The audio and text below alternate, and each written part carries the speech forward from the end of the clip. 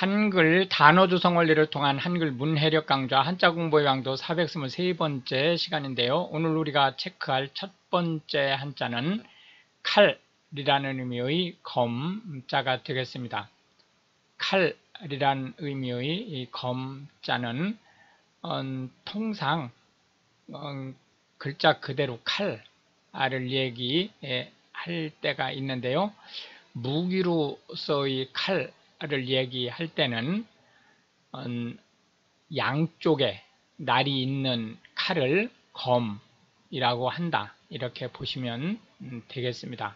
해서 검이라고 하면 칼이라는 의미로 통상적으로 쓰이지만 실제 이제 무기 체계에서는 양날의 칼을 얘기한다. 이렇게 보시면 되겠습니다.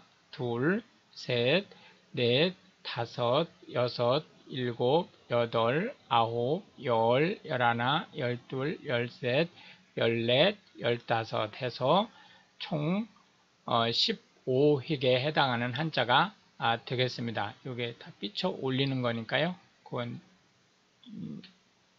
염두에다 두시기 바라겠습니다.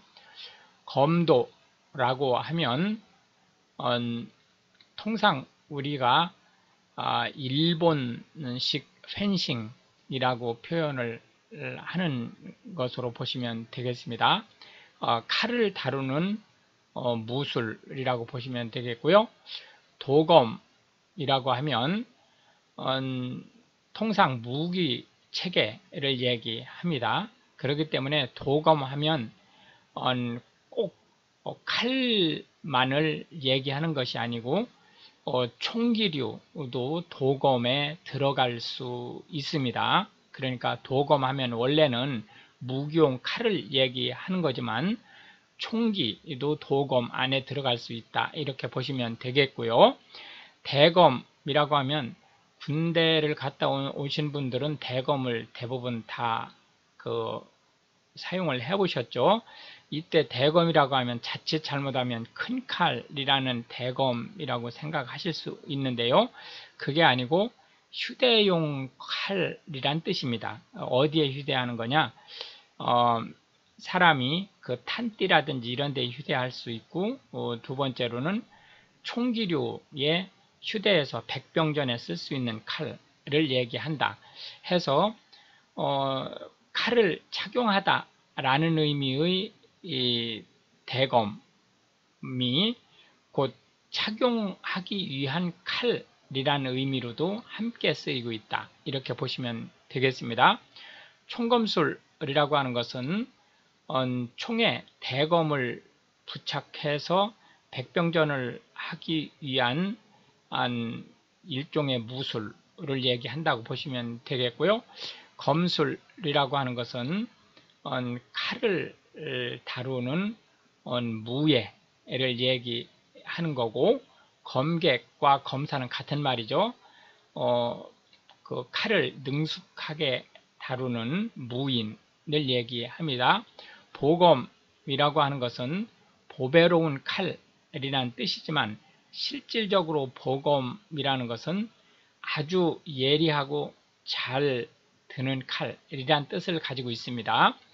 해서 양날의 칼이라는 의미의 검에 대한 상대 개념으로는 한쪽 날의 칼이라는 의미의 도를 들어보았습니다. 서양적 지금 설명한 것은 동양적 의미고요. 서양적 의미에서 칼이라고 할 때 길이가 긴 것을 검이라고 합니다. 그러니까 스월드 하면 길이가 긴 칼을 얘기하는 거고, 나이프 하면 길이가 짧은 칼을 얘기하는 거죠. 이건 서양적 개념으로 보시면 되겠습니다. 통상 나이프 하면 우리가 그 칼을 쓸 때 칼등을 사용할 수 있죠. 하기 때문에 도는 칼등이 있는 거죠. 스월드는 칼등이 없습니다. 양쪽이 다 날이기 때문에. 두 번째로 체크할 한자는 질그릇이라는 의미의 도자가 되겠습니다. 질그릇이라고 하는 것은 흙으로 빚어 만든 그릇을 얘기하는데요. 토기와는 좀 다릅니다. 토기라는 것은 글자 그대로 흙으로 만들어서 그릇으로 쓰는 것을 얘기하는 데 반해서 도기라고 하는 것은 흙으로 만든 건 맞지만 통상 고온의 구원에는 그러한 이제 세라믹 종류를 얘기한다, 이렇게 보시면 되겠습니다. 하나, 둘, 셋, 넷, 다섯, 여섯, 일곱, 여덟, 아홉, 열, 열하나에서 총 11획에 해당하는 한자가 되겠습니다. 그래서 질그릇이라는 의미의 이 도자를 살펴보고 있습니다. 도자에 해당하는 그 한자 단어들을 보면 도예라고 하는 것은 질그릇으로 그릇을 만드는 것 자체가 예술적 감각을 가지고 있기 때문에 도예라는 말을 붙이는 거고요. 도공하면 질그릇을 만드는 일에 종사하는 사람, 도자기라고 하면 통상 이제 우리나라 청자라든지 백자라든지 이런 것도 모두 도자기에 해당되는 거죠. 이 도예를 통해서 아주 고온으로 통상 한 1300도 정도에서 굽게 되는데요. 이제 유약을 바르고 그 질그릇에다가 유약을 바르고 그것은 이제 고온에 구워낸 것을 도자기라고 얘기를 하고요. 도기라고 하면 원래 도기라고 하는 것은 이제 적색 계통의 진흙으로 만들어서 약간 검은 기운이 나는 도자기를 원래는 도기라고 하는데 현대 한국어에서는 도자기와 도기를 같은 말로 쓰고 있습니다. 하기 때문에 그건 참고하시면 되겠고요. 도태되다 라고 하는 것은 원래 도공들이 이제 도자기를 구운 다음에 아주 미세한 그 티만 있어도 바로 파기해서 버렸죠. 그런 데서 이제 그 일컬어지는 말로 생존 경쟁에서 져서 생명 유지가 안 되는 것을 도태라고 얘기를 합니다. 도취라고 하는 것은 술에 만취하다 라는 뜻인데요. 이제 이것이 말이 이제 확대되면서 어떤 일에 매료돼서 정신을 잃을 정도다 라는 의미로 쓰고 있습니다. 자아도취라고 하는 것은 자기 자신한테 도취된 거죠. 그래서 자기가 한 일을 스스로가 장하게 여기는 그러한 것을 얘기한다. 도편추방이라고 하는 것은 고대 그리스의 아테네에서 실시되던 것으로 정치인이 그 투표에 의해서 국위로 추방되던 제도를 얘기하는 거죠. 그때 이제 투표를 할 때 쓰던 것이 바로 질그릇 파편에다가 가부를 이제 표시하는 그러한 제도였었다고 보시면 되겠고요. 도산서원은 경북 안동에 있는 서원입니다. 퇴계 이황을 기리기 위해서 그 후배들이 세우고 이거는 이제 임금이 그 현판을 내려준 편액서원입니다. 해서 질그릇이라는 의미의 도자에 대한 상대 개념으로는 목기, 나무로 만든 그릇이라는 의미의 단자를 살펴보았습니다. 마지막 세 번째로 체크할 한자는 종이라는 의미의 례, 첫 글자로 나올 때는 예라고 읽히게 되죠. 여기서 우리가 이 종례자를 표현할 때 붙들다 이런 이제 표현을 하게 되는데요. 여기서 붙들다라고 하는 것은 원래